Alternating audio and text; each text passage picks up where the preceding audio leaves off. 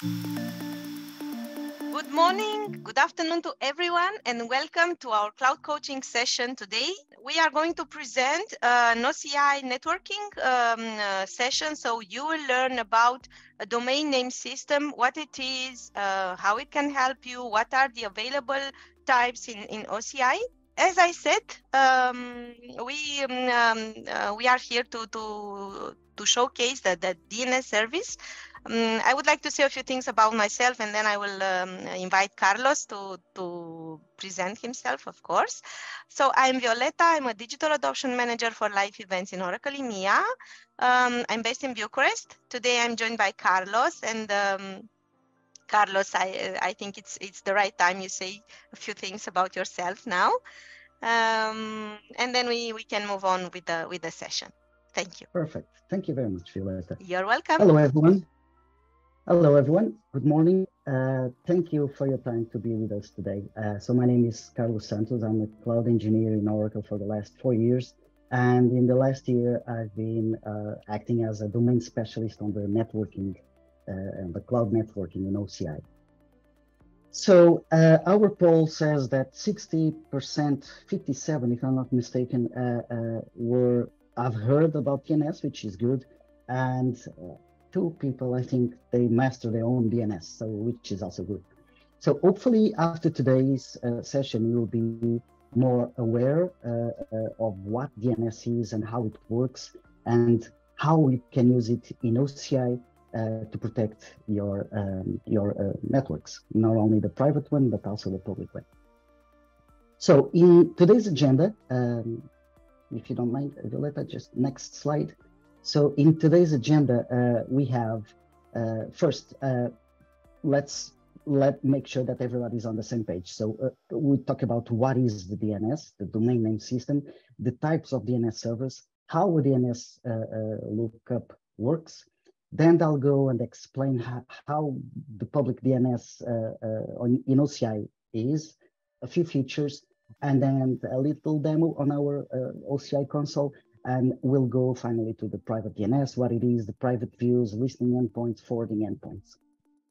So everybody grab a cup of coffee, settle in, be comfortable, and let's get into what is the DNS.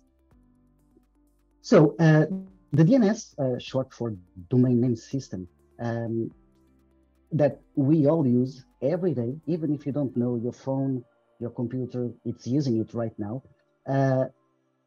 is a service that allows something magical to happen. And what is that?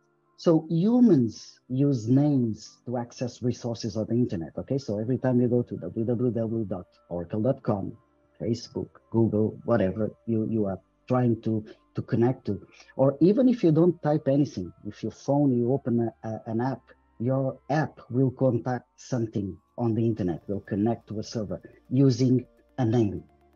The problem is that computers don't use names. For them, it's too complicated. So they use IP addresses. So I'm pretty sure that everybody already heard about IP addresses. So they are basically 2 types, the IPv4, which is those short numbers that it's not that difficult to memorize. And now we have the IPv6, which are big, long numbers of letters and numbers. So this creates a problem. This creates a problem because computers speak in one language, IPs, we speak with names. So to create a bridge between the names and the IPs, we use the DNS. So DNS are basically a phone book or a translator between names and addresses, okay? So every time that someone tries to access a name, www.oracle.com, for example, what happens is there is a resolution. So a translation, the technical name is a resolution. So the name is resolved to an IP address. And only when we have that IP address, our computer or our phone or any other device can then access that service using the IP address, okay? So Violeta, if you don't mind, just 2 clicks. Okay, so DNS is probably the most used service on the internet and the one that no one knows about. even though we use it every day, hundreds or maybe thousands of times per day, okay? Due to this, next one, due to this, it is of critical importance. So if the service fails, website fails, and a good example of that was, I think, last year when Facebook went down. Facebook disappeared from the face of the planet, and the problem is that all DNS services went down due to some networking problems, but the main problem was DNS services went down, so no one could reach Facebook. So that's very critical and very important service that DNS provides. Next. So what types of DNS servers are there? So there are basically two types. What we call the authoritative DNS servers, and it's a server, the authoritative, it's a server that contains a zone. A zone, it's basically a configuration file for a domain. Okay, so when we have www.oracle.com, for example, that's the domain that we are using, but there is a file that holds the configuration. That's called a zone. And this is the last DNS server to be queried, and it's the final source of information regarding the domain being queried. Okay, I'm going to explain that on the next slide, and why it is the last one and what is this of queries and stuff like that. Okay, so the second type of DNS server, it's what we call a resolver. Just next slide. Yeah, a resolver or a recursive DNS server. So a recursive DNS server is a server that doesn't hold any information about anything, but it will find it on the internet. It will go to the internet and it will find the answer that we are looking for. Okay, so we all use these types of DNS servers every day also. So next slide.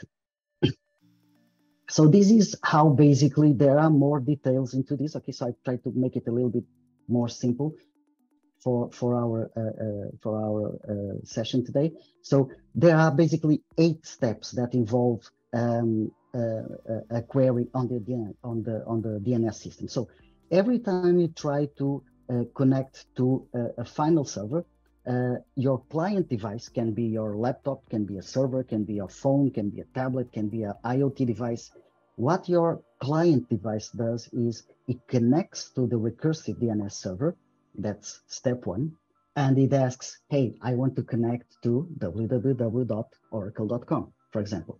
The recursive DNS server then, it doesn't have the answer, it doesn't know. So what it does is it connects, step 2, it connects to the root DNS server. So the root DNS server, it's a group of 13 DNS servers. In reality, there are many more, hundreds, but there are 13 called from A, B, C, D to G, if I'm not mistaken, the 13, or J.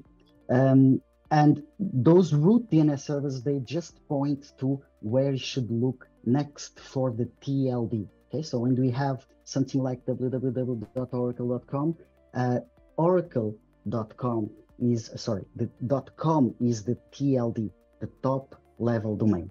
And this root server just points to where you should look for that information. If it's a .com, if it's a .ie, if it's a .net, .org, .co.uk. So that's the only function of the root DNS servers. And they reply back to the recursive DNS server. That's step 3. The recursive DNS server then knows that the TLD is in a certain IP address. So it connects to that TLD DNS server. That's step 4. The TLD, the .com in our oracle.com example, then says, okay, so I am the .com master, and if you want to know things about oracle.com, then you have to connect to this IP address, and that's reply 5 to the recursive DNS server. The recursive DNS server then connects to the authoritative DNS server. That's the last one in the query. Remember, just mentioned that on the previous slide. So this one is the last one, is the one that holds the zone, the configuration. And the recursive just asks him, step 6, who is or what is the IP address of www.oracle.com? And the answer goes back with the IP address. And finally, we have an IP address that in step 8, it's sent to your client device, to your mobile, to your laptop, whatever. And finally, we have an IP address to connect to the final resource, and that's step 9. If you click again, Violeta, that's step 9 when we click to the resource, okay? So all this happens in milliseconds. You don't even notice, but it's happening everywhere, every time you connect something to the internet, okay? So this is kind of a quick way to explain what the DNS server, the importance of the DNS server, and how it works, okay? So let's look into, next slide, please. Let's look into what is the public DNS server, okay? OCI public DNS service. So it's a high scalable. This means that it can sustain big number of queries per second. It scales, so it increases in size. So it's all managed by Oracle. You don't have to worry about anything. We have big customers doing millions of queries per second, millions of queries per second. So it's it's an authoritative DNS server, and you can create zones, import zones, and manage zones. I'm going to show you how to do all that. We currently support 27 DNS records. The list is there. I'm not going to read all of them, but it supports most or basically everything you need to run your zone on the internet, okay? Next slide. Some of the features that we have for our public DNS, okay? So I think we already have the idea that it's very critical, okay? So if that service fails, if that server fails, we don't have an answer of an IP. If we don't have an IP, we can't connect to anything. So some of the features for our public DNS service are a DDoS protection. Okay, that's very important. Sometimes I see customers worried about how is the data center protection, how are the security inside the data center, how is everything about the core of the cloud, and they forget about the perimeter, what's outside the DNS. How do you protect your DNS? Because if I want to bring down a company, I might not even worry about going into the data center because that is really protected, firewalls and loads of things there. But most of the times I've seen that customers are using the default DNS servers because they are free, because it comes with the domain. When we buy a domain, they offer free DNS services, and they're not protected against DDoS. So I just need to attack those DNS servers and I bring the website down, for example, okay? So DDoS protection is included in our service. It's free, so it's included. It's an anycast network. Anycast network means that there are hundreds, in this case, not 100, but every region in OCI, dozens, we have points of presence, POPs, okay? So this means that if I'm in Dublin, I'll probably connect to UK region to get that answer, that authoritative answer. If someone is in the United States, they connect to the POP closest to them in the United States. And this gives not only high availability spread around the world, but also low latency. It means that the response time is shorter, okay? And as you saw in the last slide, there is loads of queries going back and forth, 8 queries back and forth until we get the final answer. So the faster they are, the faster we have the reply, the faster we connect to the resource. So we support traffic management. We can access the DNS configuration through our web console. I'm going to show you how to do that. API for any programmers that are out there or DevOps. You can use the API or the SDK to create zones, manage records, do all that. And we can also easily import zones in bind file format. I'm going to show you how to do that just in a while. So the service limits, we support 1,000 zones per account and 25,000 records per zone. That's a lot of zones and records for the average user, okay? Next slide.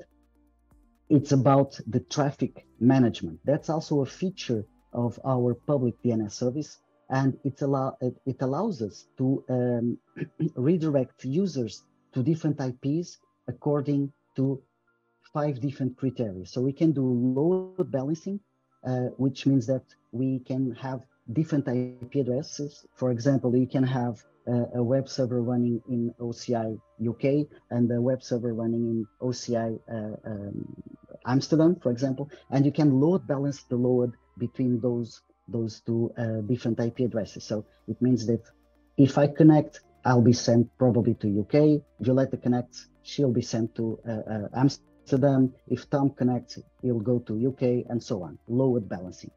Failover, it means that if the UK server fails for some reason, our DNS server will not send more people to that server because it's down, so it will send people to Amsterdam. So that's a failover. We can do geolocation steering, meaning that if a user is in Europe, for example, it can go to an IP in Europe. If the user is in United States, it can go to an IP in the United States. So this way we can basically send the user to the closest point to him, giving him a better experience, creating low latency, faster responses, etc. We can also do ASN and IP prefix steering. So this means that we can choose where the user goes depending from where they are connecting. If they are connecting, for example, from Vodafone, I can say that ASN from Vodafone. So all those users that are connecting from the Vodafone ASN will be sent to an IP address. If they are from other communication providers, they go to a different IP address. And then we can do also IP prefix steering. For example, if a user is connecting from inside my company, they have one website, but if a user is connecting from a different IP address, they are sent to a different website. Okay, so that's the traffic management. It's also a service that we have with our public DNS in OCI. So the next one, I think, is my demo, if I'm not mistaken, Violetta. Yes. So let me just start sharing my screen, and so let me just make sure I'm sharing the correct one. Yes, I am. You can see it. Yep, perfect. So I'm just gonna run this one here. Okay, so this is the OCI Oracle Cloud console. For those who are familiar, so so for those who are not familiar, so we have the region where I'm working. We have the hamburger menu on the left with the different options, and DNS stays in our networking, and we have a menu here for DNS management. Okay, so I'm going to zones. Remember, I just mentioned that zones are the files that hold domains. And when we create a zone, we have two options. We either do it manually, or we can import a zone. A zone that has to be on the bind format, and there is a RFC for that, 1035. For those who never saw a zone, let me just show you quickly a zone. I believe everybody can see that. Yes? Yes. Okay, perfect. So this is a zone. It's a text file, basically, that has a format and has all the information regarding that domain. For example, the name of the domain. It has the MX records. Where are the emails sent to? They will be sent to these host name, which in turn, the mail, sorry, this one, the mail, it's this IP address. So everything is about IP addresses. So this is a zone, and I can easily select my file and just, sorry, documents. Where is it? Between desktop. There we go. And so the file is here, and I can just import the file into OCI. So most of the DNS providers have an option to export the zone file, okay? So you can easily import it into our service. So it's still loading. All the rest will show up here in no time.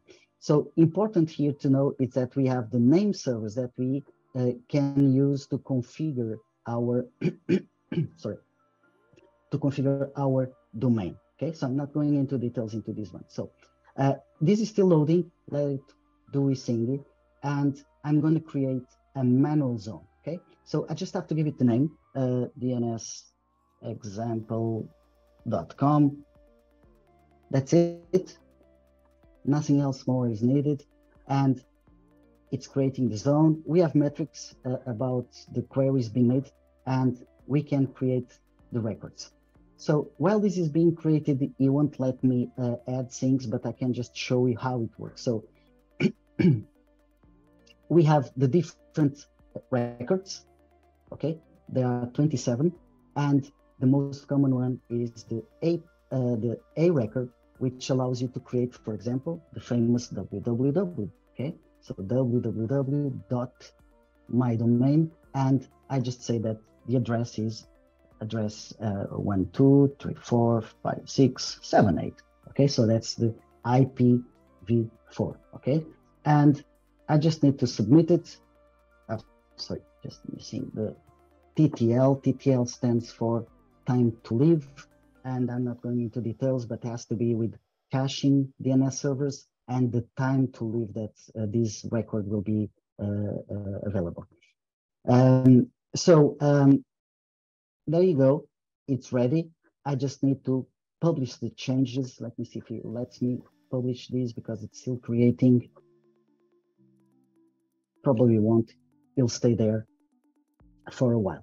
Okay, so these are the two options that we have for the public DNS service in OCI. So you can create the zone manually, or you can import the zone manually, okay? So it won't publish because it's still creating. It takes a few minutes. Remember that this is an Anycast network, means that there are dozens of servers spread across the world, and is connecting to all of them to publish this change that I just made, just creating this zone that I just did. Okay, so let's just unpublish this. Let me see if this import is already, yes, it's active. As you can see, everything that I had, the mail to the MX somewhere here, there you go. Everything is automatically created with the bind import, okay? And it's active. Okay, so this is the, sorry, this is the public DNS servers. And let's go back to the presentation with Violeta. I'm stopping. Violeta, if you could share. I know she was answering a question on Slack about somebody joining, Carlos. Bear with us 1 second. Yeah, no problem at all. So as you can see, all that I did on the console can be made using the API, okay, or the SDK. So we have a SDK for several languages, Python, Java, .NET, at least the 3 of them. There are more, I can't remember from the top of my head, but you can integrate the SDK into your own software and interact directly with our DNS service, okay? You don't need to have more services in OCI to use this service, okay? If you just want to use the DNS service, you can, okay? It's not mandatory that you have more services. At the end of the presentation, there is a page with useful links, and one of them is a FAQ, so frequently asked questions, and there are a lot of questions that can also be answered in there. One of those is this one that I just mentioned. You don't need to have a full workload running in OCI with servers and loads of things to be able to use DNS. You can just use DNS if you want to, okay? Do you want me to share it, Carlos? I can share the yes. PPT if you like. What slide do you want me to share from? Starting from the private DNS. I can do it. I can do it. No worries. Okay. Sorry. Sorry, V. I just thought you were held up on that. No. It's fine. Okay. There you go. So next one. Okay. Is so private DNS. All right. Yes, that's the one. Perfect. Thank you, Violeta. You're welcome. Okay. So the private DNS. So DNS is DNS. Okay. It does translate names to IPs, either publicly or privately, okay? Because inside our private networks, we also use DNS, okay? And we also have that service in OCI. And the reason for that, because I've heard sometimes people saying, why use DNS inside the network? You just use the IPs. Well, that's not a very good best practice, because if you need to change the IP address of the server, upgrade, malfunction, you need to change it for some reason, the IP needs to change, you're changing the network or something happened, you need to change the IP. You have to go to every single place where you put the IP and change it to the new one, right? If you have a DNS, you just need to go to the DNS and say, okay, so this doesn't point to this IP anymore, it points to a different one. And that's it, one change, okay? So internally on private networks, DNS is also used and recommended, okay? So the OCI private DNS is basically a combination of resolvers and authoritative DNS servers. When we launch a VCN stands for a virtual cloud network. And for people that are used to are familiar with other cloud providers, Amazon calls it VPC, Azure calls it VNet, we call it a VCN, okay? It's basically the same concept, okay? It's a network, we define the IP addresses, we create subnets and so on. So when we launch a VCN in OCI, an authoritative DNS server is deployed and a resolver is also deployed. And by default, we use a zone called oraclevcn.com. I'm going to show you that in a while, okay? So the internal resolver, it's used to resolve internal names, like the oraclevcn.com, for example, and it's also used to resolve external names. So when the machine inside a subnet tries to resolve a host name, first we look internally. If we can't find it, we go externally to find that, okay? So this service is managed by Oracle, so you don't have to worry about creating DNS servers on the cloud, configuring all that. So it's all managed by us, and this avoids customers for extra management, deployment, maintenance, etc. Okay, so next one.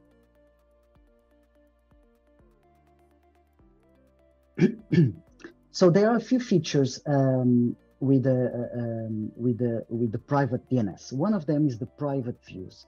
So a private view, it's basically a collection of private zones. So we can create a private view, and I'm going to show you how it works. Just bear with me for a second while I explain here, and then you'll see it live what it is.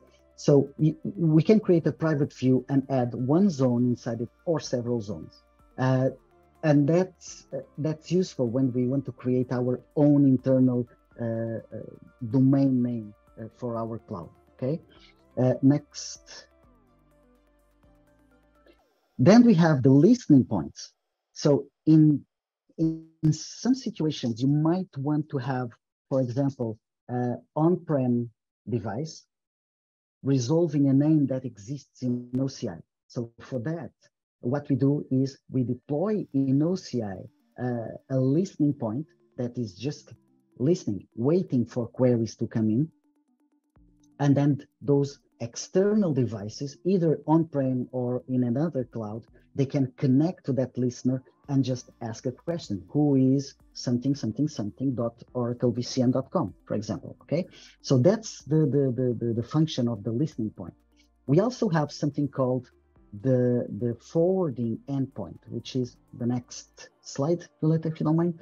So the forwarding endpoint allows us to do exactly the reverse, meaning that, for example, for customers that are doing multi-cloud, they have their deployments in AWS or Azure or Google or IBM or whatever, or they have something on their on-premise, and they might need to resolve something that is on those other clouds or on-prem, right? So for that, we have something called the forwarding endpoint, which means that when we can't find the answer for something, we basically forward that query to a different listener on their side, okay?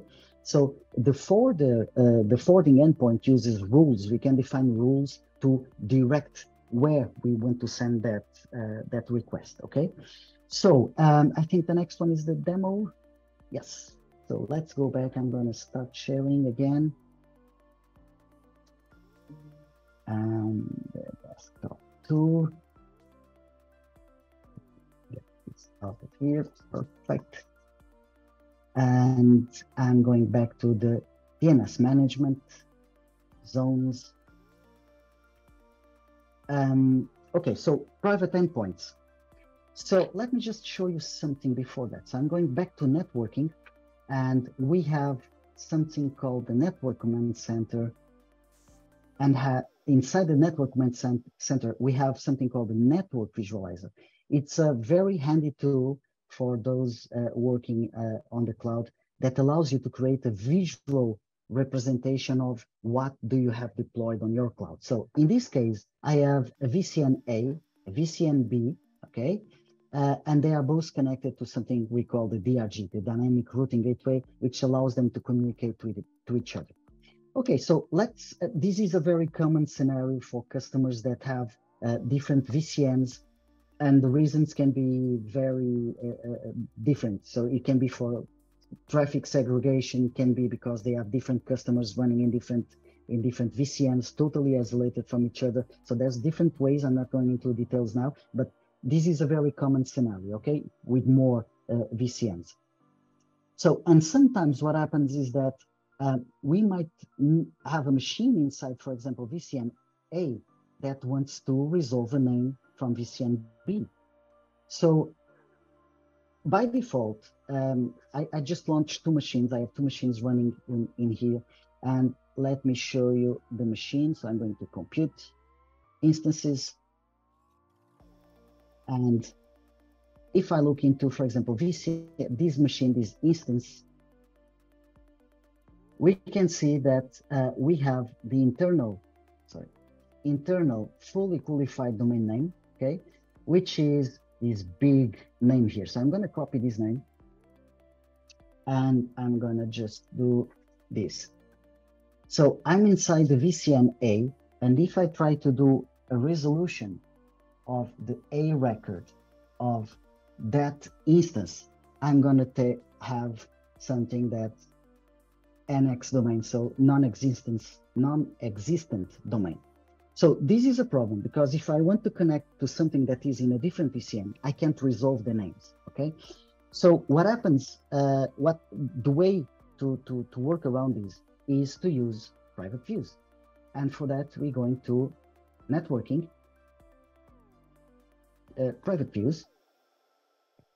And by default, every time I create a VCN, a private view, it's automatically created. So the VCN B, which I want to resolve from VCN A, already has two zones. One is the Oracle VCN, then it's the name of the subnet and the name of the VCN itself.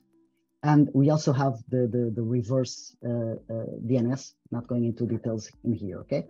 So what I need to do is I have this private view that holds the records for VCN B. I just need to go to my VCN, so Virtual Cloud Network, and inside the VCN A, I go to my configuration, to my DNS resolver configuration, okay? In the DNS, the private DNS configuration for that VCN, I have the associated private views, which is empty. By default, there's only its own, it's not there, but it has its own private view. So I just need to do this. I want to add also the VCN B, okay? And save changes. This is gonna take probably around 1 minute. And while it does its own thing there, let me just summarize. So we have VCN A, we have VCN B, and on VCN A, I want to resolve something that is inside VCN B, okay?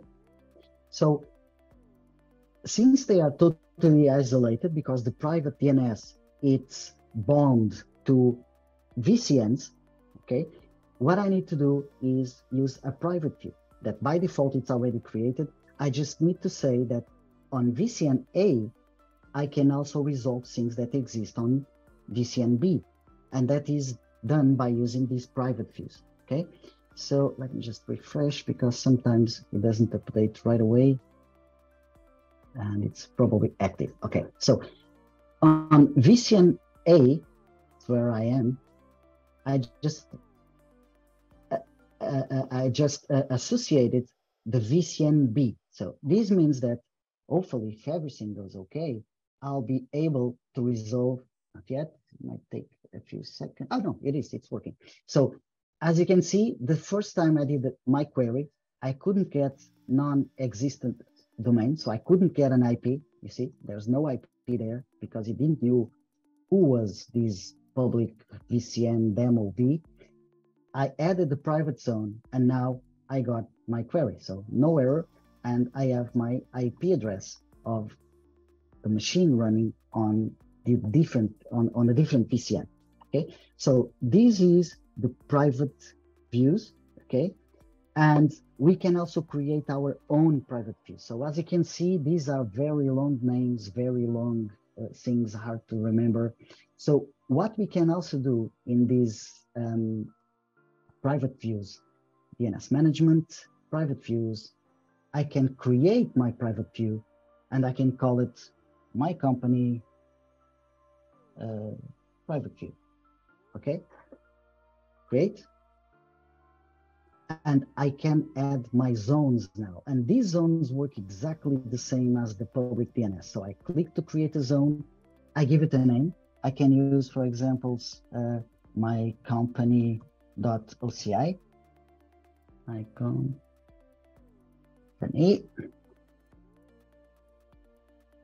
That's something that does not exist on the internet, but I can use it internally to my own use inside the VCN, okay? And inside the zone, I can just add records. I can do something like an A record for test and the IP address 1234, for example. Okay, let me just give it the TTL. I'm going to put just 30 seconds. I'm going to submit it. I'm going to publish the changes. And it's active.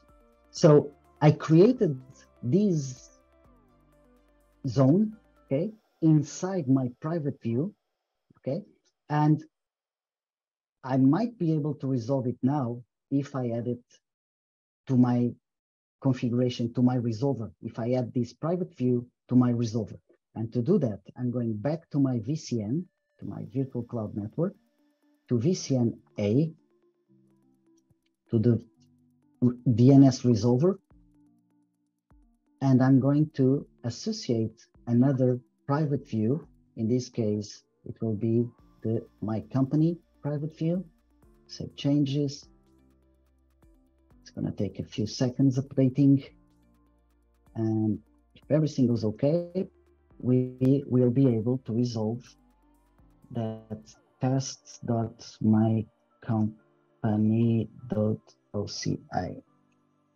OCI. Just refresh to see if it's active. It's active. So if everything goes okay, I should be able, and it worked. There you go. I have my IP address from a private zone that I created. Okay. So this can be used instead of the Oracle VCN.com, which is created with those big names. So I can just use something easier to memorize and easier to manage inside the private DNS. So this is the private views. Let me just show you.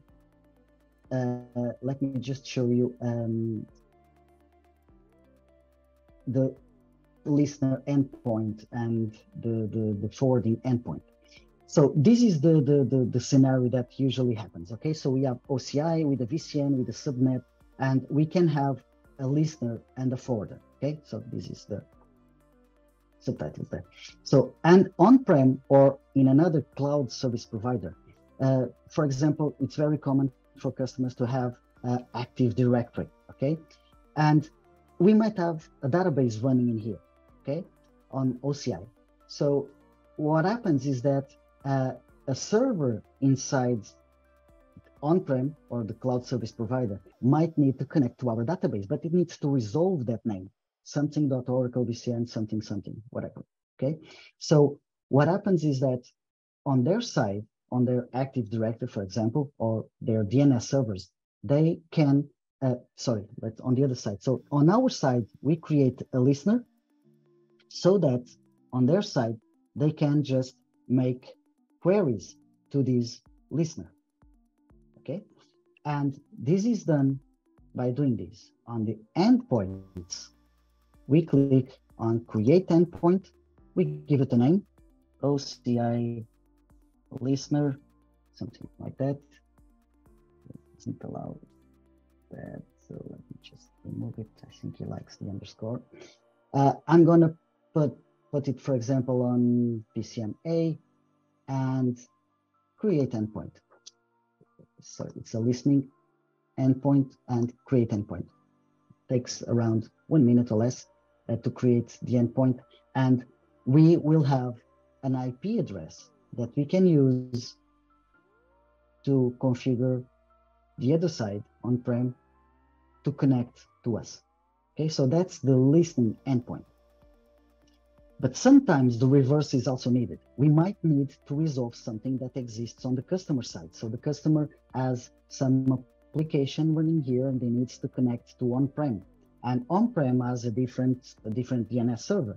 So what we do is we create a forwarder, and then we will be able to basically create rules and do queries to the Active Directory, for example. Okay, that's the forwarder.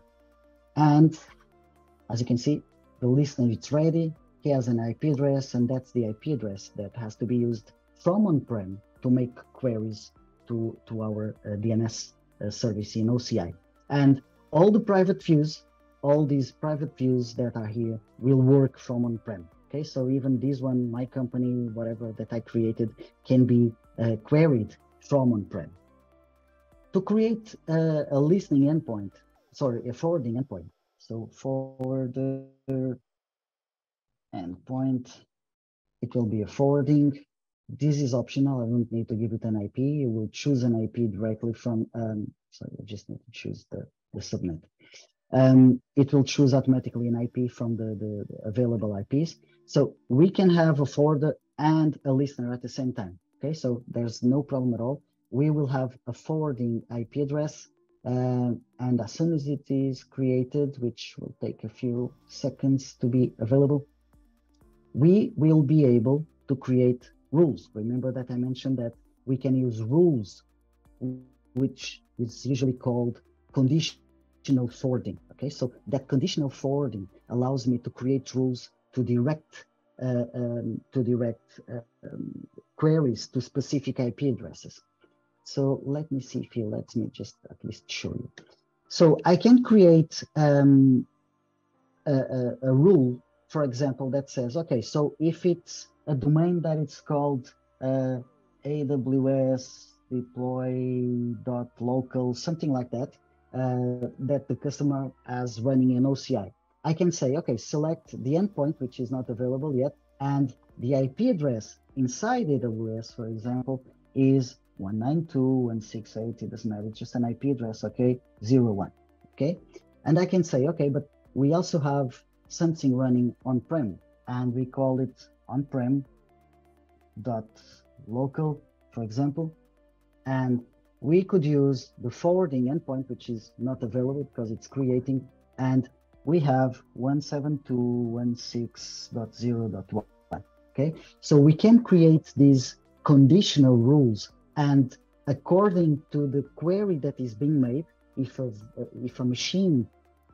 this machine inside the VCN is querying AWS deploy.local, it goes to this IP address. If the machine is querying this host name, it goes to that IP address. And I can also add the last one, which is none. It's basically a catch-all. So if the forwarder is not available, then it sends it, for example, without trying to make any publicity here.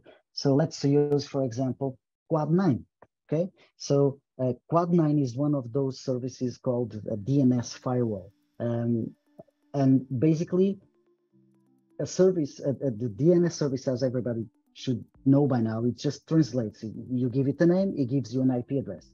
But what if the name that you are giving points to a malicious IP address and you want to protect your internal network from those malicious IP addresses? IP addresses that are on servers that are running malware, phishing, whatever, command and control, so many bad things that exist on the internet. So there are services called DNS firewalls, like Quad9, and there's many more, Cloudflare, OpenDNS, many more. Just search for DNS firewall and you find those services. So what happens is that these services, you give them a name, it checks the name to see if it's malicious, and if it's a bad or a known malicious website, it won't give you the IP address. So that will avoid you to connect from those websites. So you can do something like that. Okay, so you can have the last rule, send it to one of those DNS services. Okay, so this is not yet working because it's still deploying, but this is basically how it works. It's still creating, but this is how it works. The endpoints, it's ready now. The listening, the forwarders, and the private views. Okay, and I think that's it from my side. Violetta can take over. And of course, we hope to see you all within upcoming sessions. Thank you and have a great day. Bye-bye. Bye, everyone.